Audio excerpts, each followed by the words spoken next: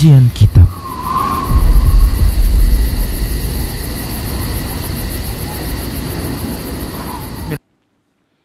Bismillah, assalamualaikum warahmatullahi wabarakatuh.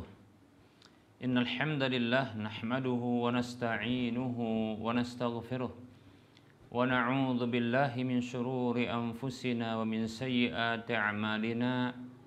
May yahdihillahu fala mudilla lahu wa may yudlilhu fala hadiyalah. Wa asyhadu an la ilaha illallah wahdahu la syarika lah. Wa asyhadu anna Muhammadan abduhu wa rasuluhu sallallahu alaihi wasallam. Qala Allah tabaraka wa ta'ala, ya ayyuhalladzina amanu taqullaha haqqa tuqatih wa la tamutunna illa wa antum muslimun. Ya ayyuhan nasu taqu rabbakumul ladzi khalaqakum min nafsin wahidah wa khalaqa minha zawjaha wa bassa minhuma rijalan katsiran wa nisaa'a wattaqullaha alladzi tasaaluna bihi wal arham innallaha kana 'alaikum raqiba.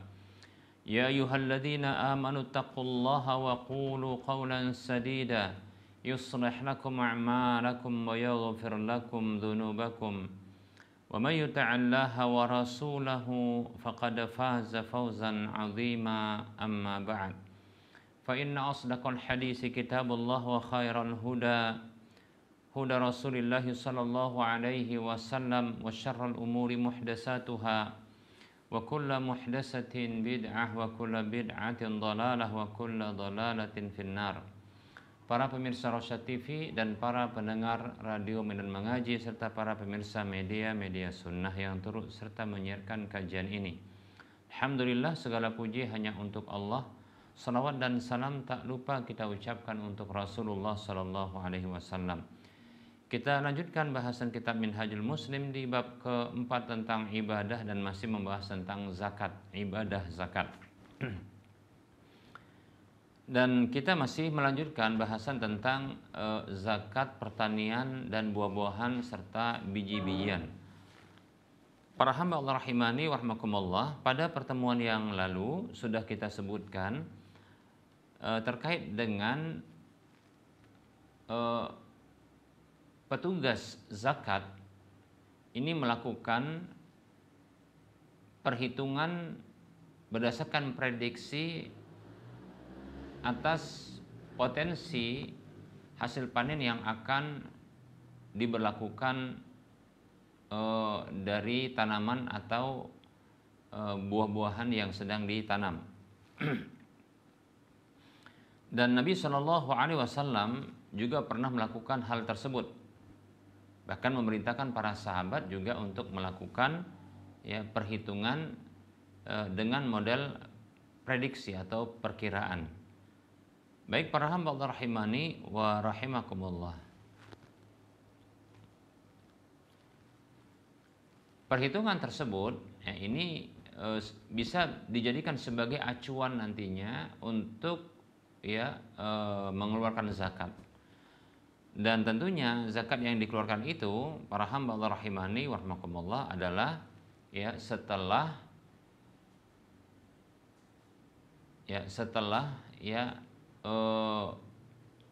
dibersihkan kulitnya, setelah dibersihkan kulit cangkangnya, atau kalau dia buah maka setelah dia mengering. Baik para hamba Allah rahimani wa rahimakumullah, juga kita sudah singgung pada pertemuan yang lalu para hamba Allah rahimani wa rahimakumullah bahwasanya petani atau pekebun itu boleh baginya untuk makan darinya sesuai dengan apa yang dibutuhkannya sebelum panen.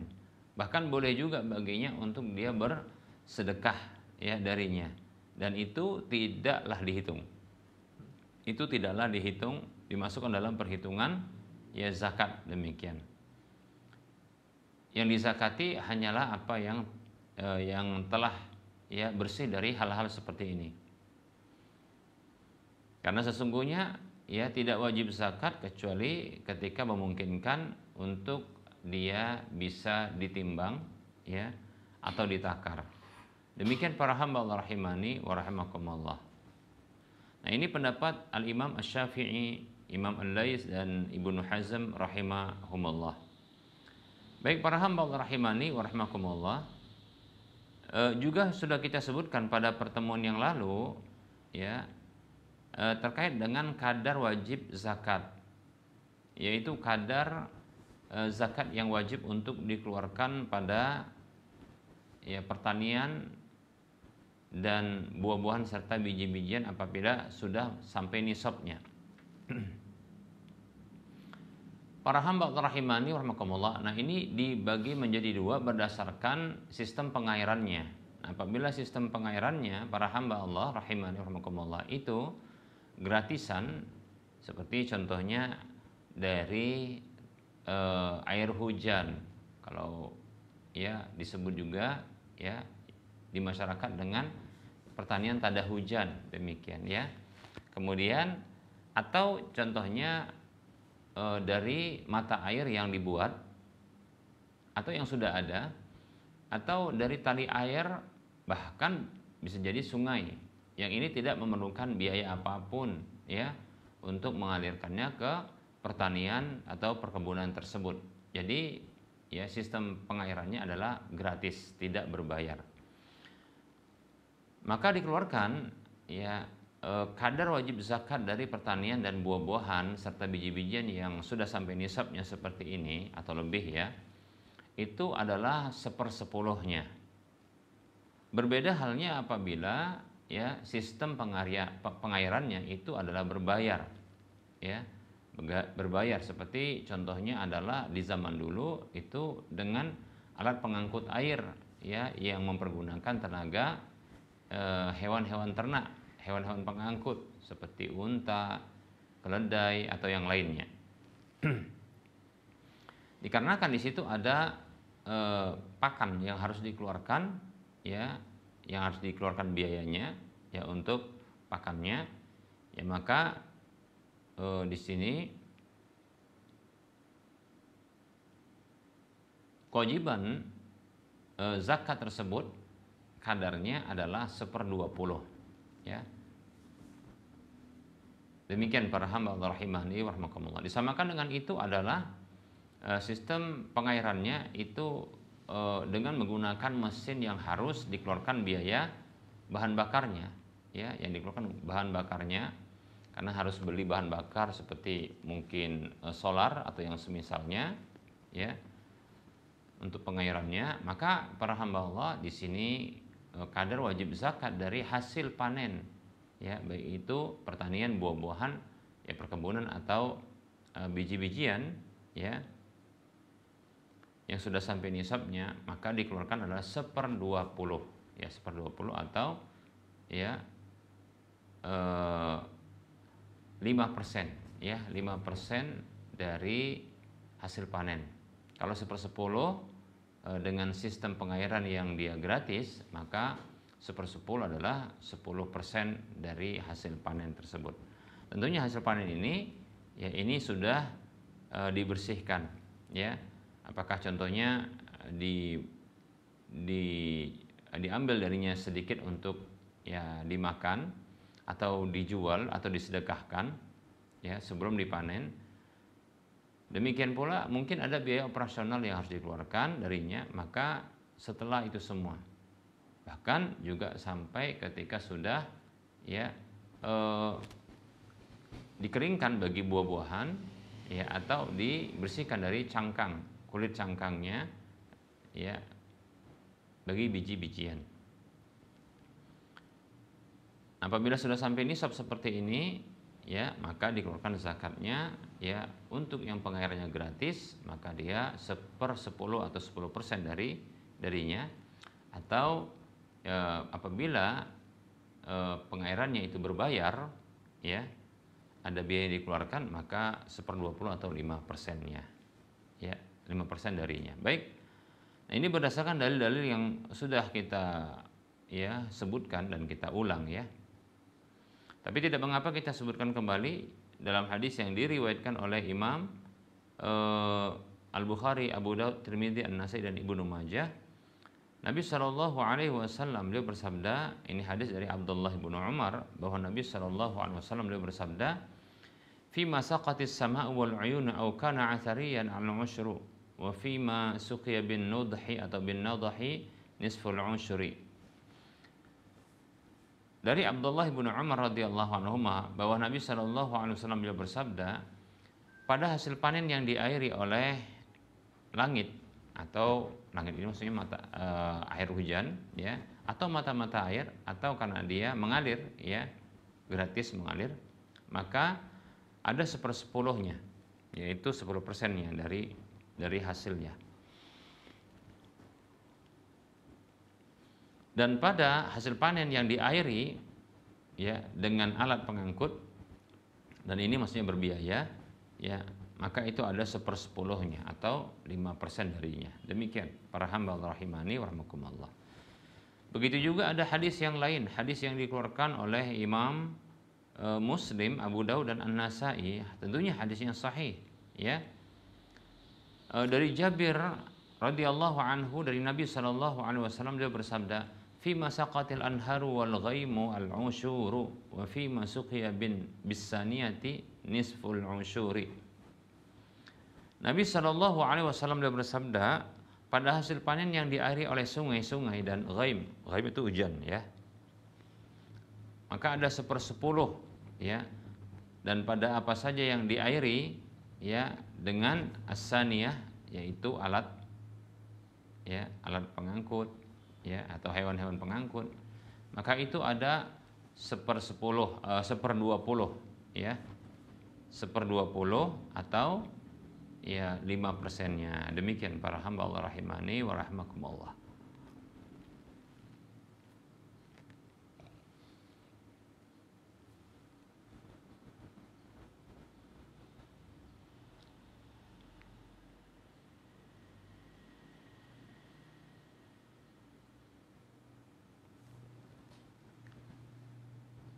Baik para hamba Allah rahimani wa rahmakumullah.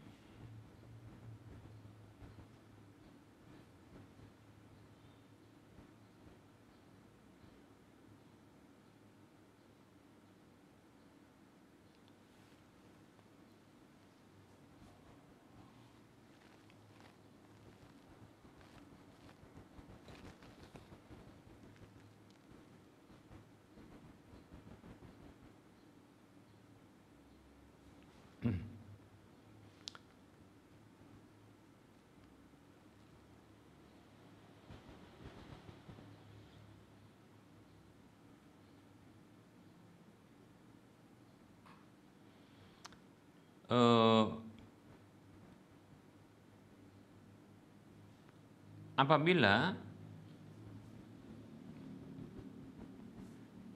pengairan dari hasil panen tersebut itu setengah dari waktunya itu dengan berbiaya, ya, dan setengah, ya, lainnya itu tanpa biaya, maka sepakat para ulama bahwasanya kadar wajib zakat padanya itu adalah, ya, 3/40, ya, 3/40,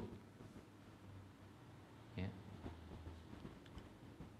3/40, yaitu 3/4 dikali 1/10, ya, maka 3/40. Demikian para hamba Allah rahimani wa rahimakumullah.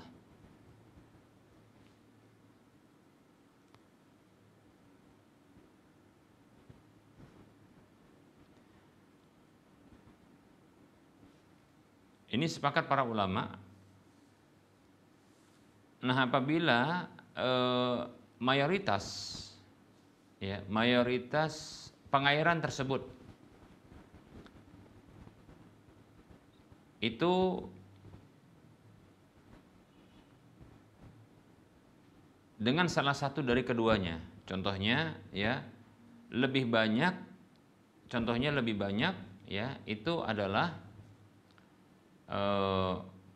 berbiaya, ya, maka jumhur ulama, ya, menjadikan standarnya itu berarti yang lebih dominan, ya. Kalau begitu dia dikenakan ya kewajiban zakat dengan kadar ya 1/20 ya. Adapun yang tidak dominan maka itu tidak dianggap ya, gugur dia, demikian. Namun ada pendapat yang mengatakan ya masing-masing dari keduanya itu dihitung atau dianggap berdasarkan bahagiannya. Namun ini kan sulit ya. Wallahu ta'ala alam ya. Kalau potensi untuk bisa dihitung itu bagus ya, artinya bisa spesifik seperti itu ya. Namun permasalahannya apabila sulit ya, atau orang tersebut hanya berpikir hanya dominan, kalau persentasenya tidak diketahui ya, maka pendapat jumhur ini lebih baik ya, lebih mudah artinya ya, dengan ya menjadikan yang dominan itu sebagai standarnya. Demikian para hamba Allah rahimani wa rahimakumullah.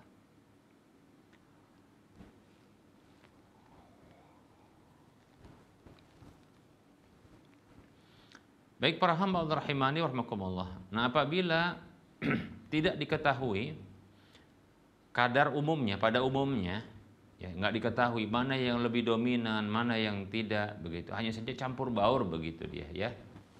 Artinya dia terkadang ada biayanya, terkadang tidak. Nah, seperti itu ya. Tapi tidak diketahui nilainya ya. Maka untuk hati-hati dikeluarkan ya kadar wajib zakatnya adalah 1/10. Karena hukum asalnya kewajibannya adalah 1/10. Karena ini lebih tinggi tentunya ya. Nah, ini akan menjadi gugur ya kewajiban 1/10 ini kalau ada biaya yang dikeluarkan ya, beban biaya yang dikeluarkan, maka ini menjadi gugur dia kewajiban 1/10, maka menjadi 1/20 atau 5%. Baik para hamba Allah rahimani wa rahimakumullah. Nah, muncul pertanyaan terkait dengan biaya. Nah, apakah ya beban-beban biaya pertanian seperti contohnya adalah biaya pengolahan lahannya ya, pembajakan kita katakan ya, itu kan butuh biaya ya, atau pemerataan lahan, nah seperti itu ya. Begitu juga barangkali hutang-hutang pertanian, seperti contohnya ketika beli bibit atau beli pupuk kita katakan ya.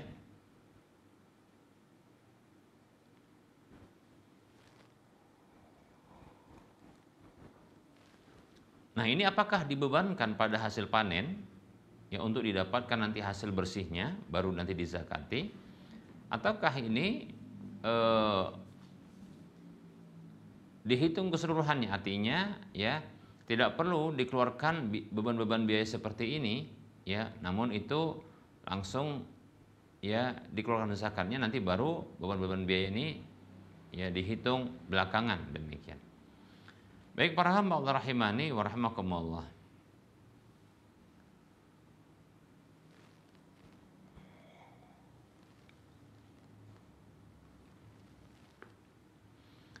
Bahas tentang hutang ya. Hutang yang ada pada petani atau pekebunnya ya. Petani atau pekebunnya. Maka hutang ini ya itu ada dua macamnya. Tidak lepas dari salah satu dari dua macam. Yang pertama, ya, hutang tersebut diberlakukan untuk ya pembiayaan dari pertanian tersebut. Seperti contohnya adalah hutang bibit, ya, atau kita katakan hutang pupuk, ya. Begitu juga ada hutang kepada para pekerja, ya, yaitu kita katakan uang sewa para pekerja, demikian ya. Baik para hamba Allah rahimani wa rahimakumullah, maka beban biaya seperti ini itu diambil dari hasil panen yang didapatkan ya. Kemudian Yang sisanya baru nanti dizakati. Sisanya baru dizakati. Tentunya setelah dibersihkan, ya, bersih dari cangkangnya atau dia sudah kering, demikian, ya. Nah, ini pendapat Abdullah bin Umar radhiyallahu anhuma dan sekelompok dari ulama para salaf seperti Sufyan Ats-Tsauri, ya, Yahya ibnu Adam, Imam Ahmad rahimahumullah. Kemudian kondisi yang kedua, ya, hutang tersebut, ya, diberlakukan untuk biaya sendiri dan keluarganya. Kalau maksud kita ini adalah biaya dapur gitu, ya, operasional dapur, ya. Jadi ternyata karena belum panen, maka mereka berhutang terlebih dahulu, ya, berhutang terlebih dahulu, ya, untuk kebutuhan diri dan keluarga, seperti contohnya untuk membeli makanan, lauk pauk, ya, untuk keseharian, demikian, ya. Maka mereka berhutang terlebih dahulu. Jadi hutangnya adalah hutang untuk, ya, rumah tangga, dapur, ya, seperti itu. Baik para hamba Allah rahimani wa rahimakumullah. Para ulama berbeda pendapat, bahkan para sahabat berbeda pendapat. Abdullah bin Umar radhiyallahu anhu berpendapat bahwasanya, ya, biaya tersebut, ya, itu diambil, ya, dari nilai hasil panen, ya. Walaupun hutang itu tidak ada hubungan sama sekali barangkali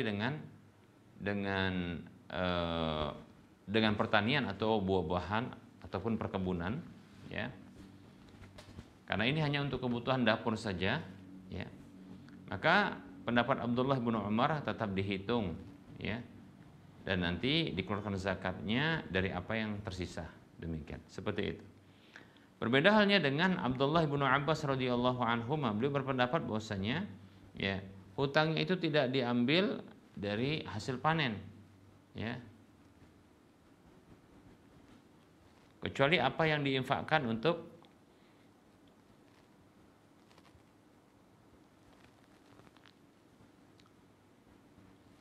untuk kemaslahatan, ya, tanamannya. Nah, kalau itu ada hubungannya dengan pertanian, maka baru dia dimasukkan dalam biaya, diambil biayanya dari hasil panennya. Tapi kalau tidak ada, ini menurut pendapat Ibnu Abbas radhiyallahu anhu, ya, maka tidak diberlakukan hutang tersebut dari hasil panennya, demikian, ya. Jadi kalau ada hubungan dengan pertanian atau buah-buahan yang sedang ditanam itu, ya, ada biaya yang dikeluarkan atau hutang yang ditanggung, nah, maka yang seperti ini para hamba Allah rahimani rahimakumullah barulah ada perhitungannya, ya, yaitu dikeluarkan terlebih dahulu, dibayar dari hasil panennya, nanti baru sisanya itu dihitung kembali apakah sudah masuk nisabnya ataukah tidak, baru dikeluarkan zakatnya, demikian.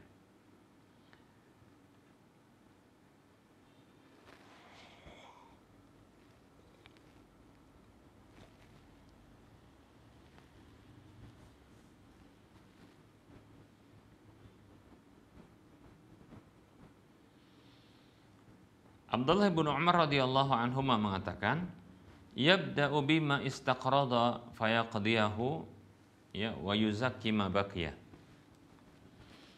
Ini untuk menegaskan pendapat beliau, ya,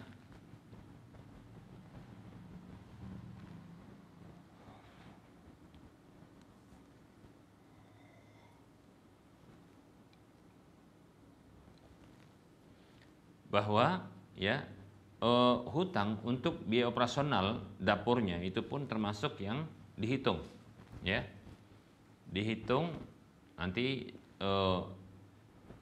nilai dari hasil panen tersebut dikeluarkan untuk memenuhi kebutuhan operasional dapur, kemudian nanti sisanya baru dizakati, demikian, ya, pernyataan dari Abdullah bin Umar.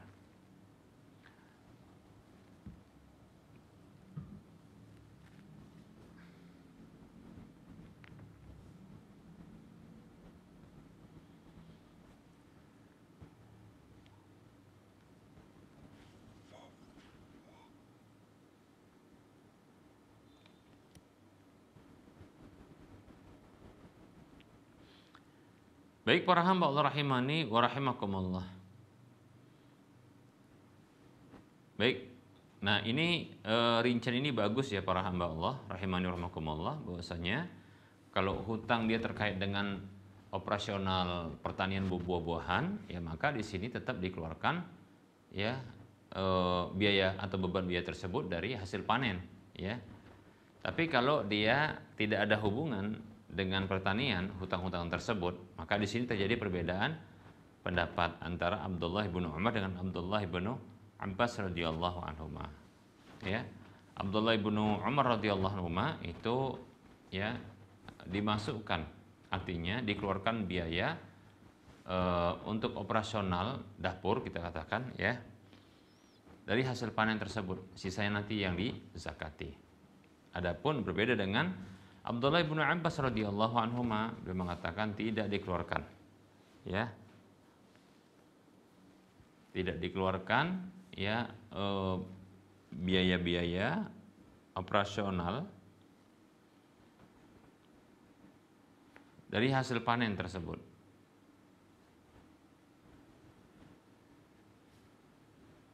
Baik para hamba Allah rahimani wa rahimakumullah.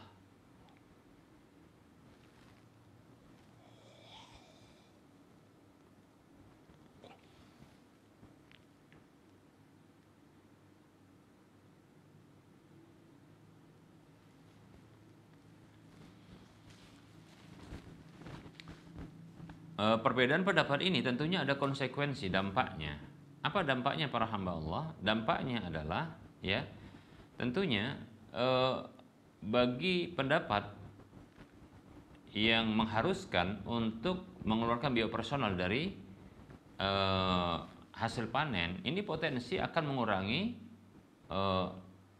hasil panen tersebut dari nisabnya, ya, sehingga bisa jadi tidak wajib zakat setelah dikeluarkan biaya-biaya tersebut. Berbeda halnya pendapat yang mengatakan ya tidak ya diberlakukan pengurangan dari biaya-biaya operasional itu dikurangi dari biaya atau nilai dari hasil panennya, demikian. Nah, seperti itu. Ya. Ini sudah kita sebutkan di pendapat Abdullah bin Abbas radhiyallahu anhuma.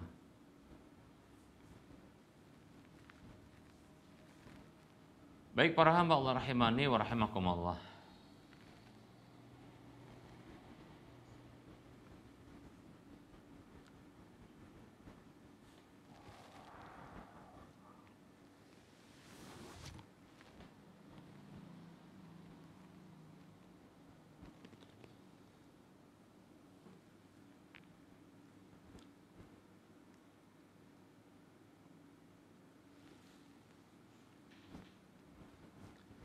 Baik para hamba Allah rahimani wa rahimakumullah. Nah, berikutnya adalah bukan hutang ya, tadi pembahasan tentang hutang. Nah, berikutnya adalah beban-beban biaya ya, beban-beban biaya yang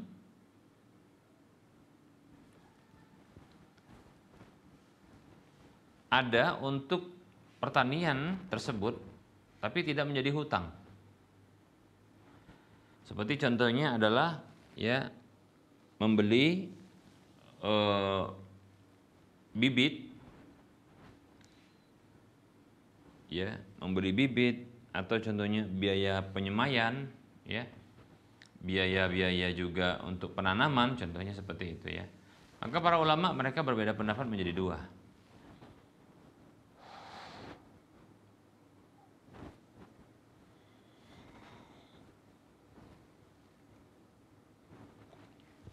Pendapat yang pertama, pendapat ulama mazhab Hanafi dan Ibnu Hazm, bahwasanya beban-beban biaya tersebut itu tidaklah ya dibebankan, diambil dari hasil panen, ya, sebelum diambil 1/10 atau setengahnya, yaitu 1/20, ya. Jadi artinya beban-beban biaya itu nanti setelah zakatnya lebih dahulu dikeluarkan. Nah, begitu pendapat ini, ya.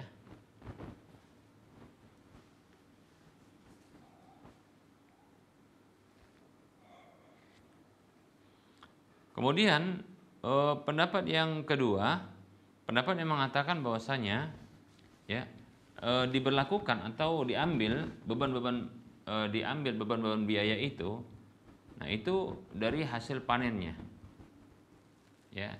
Kemudian dizakati yang tersisa. Ini pendapat ulama mazhab Hambali dan dikuatkan oleh Ibnu Arabi.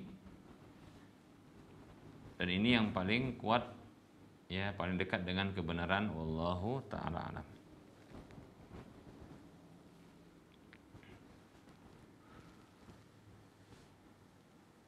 Dengan alasan dua hal berikut ini. Yang pertama adalah beban biaya tersebut itu memiliki pengaruh dalam pandangan syar'i, ya. Kenapa? Karena bisa jadi ya kadar wajib zakat itu berkurang, ya. Berkurang dia menjadi sedikit ketika ada beban biaya seperti ini. Dan kita dapatkan kalau ada beban biaya ini kias ya kepada hadis Rasulullah SAW tatkala pengairan tersebut ada biayanya, maka itu ya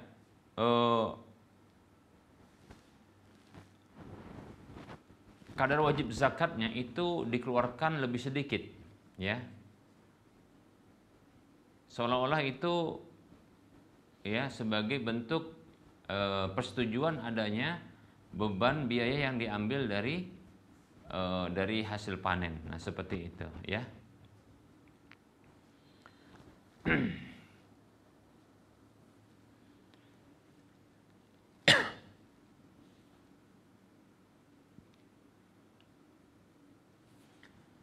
Kemudian alasan yang kedua,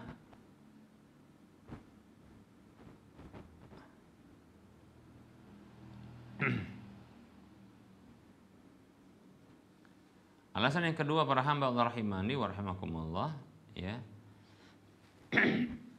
Karena pertumbuhan itu hakikatnya sama dengan pertambahan.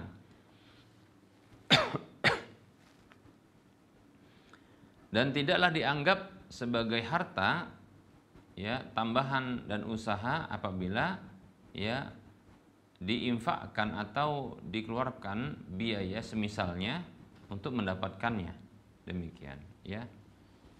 Jadi artinya kompensasi dari biaya yang dikeluarkan untuk operasional beban-beban biaya pada pertanian atau buah-buahan, maka ini mengakibatkan kadar wajib zakatnya pun dikurangi, ya. Kadar wajib zakatnya pun dikurangi agar tidak terasa berat. Demikian para hamba Allah rahimani wa rahimakumullah. Baik para hamba Allah rahimani wa rahimakumullah, karena waktunya mepet dengan waktu salat zuhur untuk wilayah Medan dan sekitarnya, pembahasan berikutnya terkait dengan lahan itu terbagi menjadi dua, usriyah dan kharajiyah.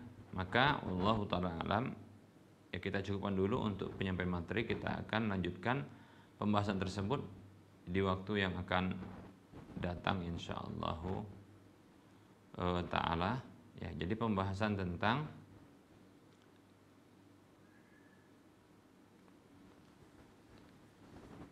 bentuk-bentuk lahan, ya.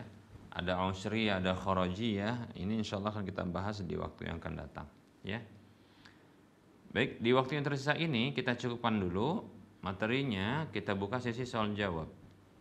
Barangkali ada pertanyaan yang bisa kita jawab.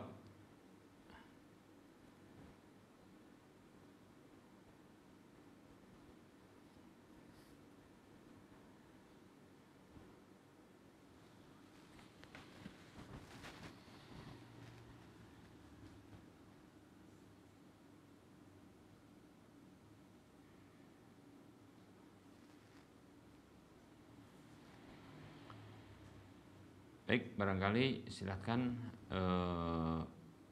diajukan pertanyaan.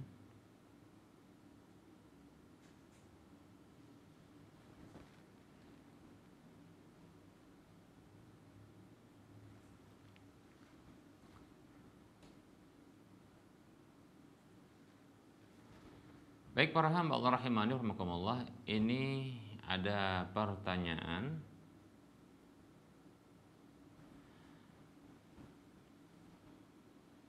Bismillah, assalamualaikum warahmatullahi wabarakatuh. Semoga Allah menjaga antum dan keluarga. Afwan Ustadz, kan begini Ustadz, ada program pemerintah dana hibah untuk penelitian. Dana di RAB-nya itu sekitar 50 juta. Tapi si peneliti ini bisa dia buat penelitiannya dengan budget di bawah dari 50 juta. Pertanyaannya bagaimana hukumnya itu dibelanja sisa dana hibah penelitian dari pemerintah, halal atau tidak Ustaz? Mohon penjelasan Ustaz. Jazakallahu khairan.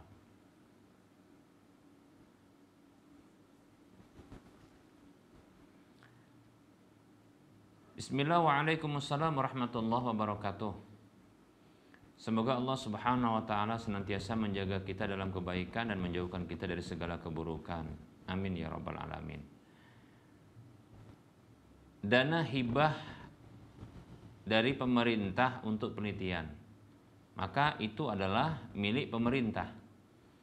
Maka sisanya juga milik pemerintah. Ya.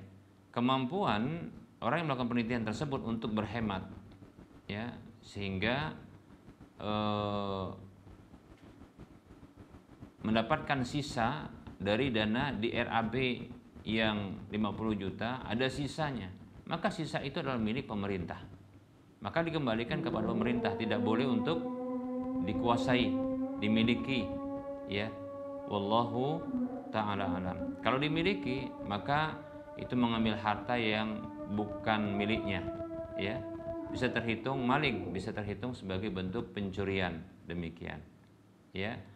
Kata Nabi SAW, ya, la yahillu malu imri'in muslimin illa bi thibin nafsi minhu. Ya, kalau nggak salah ini hadis yang sahih, Nabi mengatakan SAW yang artinya, ya, tidak halal harta seorang muslim kecuali dengan dasar kerelaan darinya, seperti itu. Wallahu ta'ala a'lam.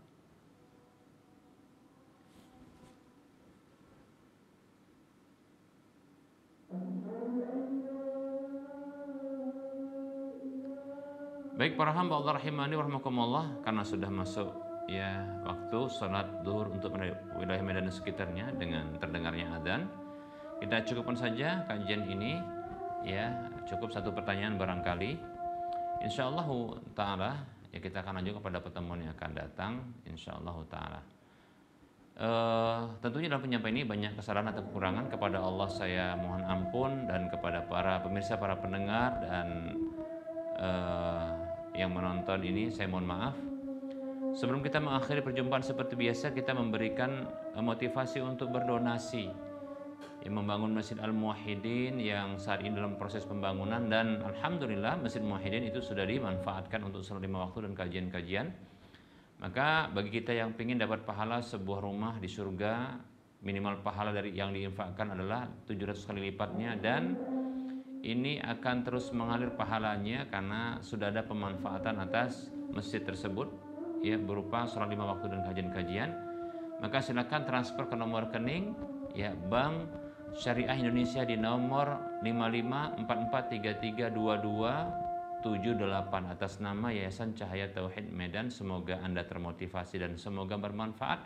Mohon maaf atas segala kekurangan. Kita ketemu lagi di lain kesempatan. Sallallahu ala Muhammad wa ala alihi wa ashabihi ajma'in. Subhanakallahumma wa bihamdika asyhadu an la ilaha illa anta astaghfiruka wa atubu ilaika walhamdulillahi rabbil alamin. Wassalamualaikum warahmatullahi wabarakatuh.